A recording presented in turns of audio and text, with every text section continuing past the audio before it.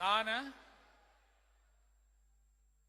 C Joseph Vijay எனும் நான்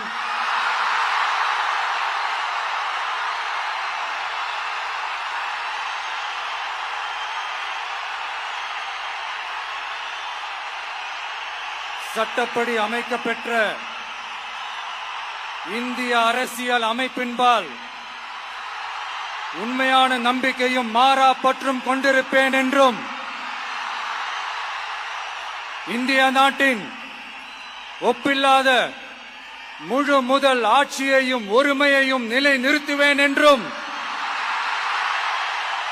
தமிழ்நாட்டு அரசின் முதலமைச்சராக உண்மையாகவும் உளச்சான்றின்படியும் என் கடமைகளை நிறைவேற்றுவேன் என்றும் அரசியல் அமைப்பிற்கும் சட்டத்திற்கும் இணங்க அச்சமும் ஒருதலை சார்பும் இன்றி விருப்பு வெறுப்பை விலக்கி பலதரப்பட்ட மக்கள் அனைவருக்கும்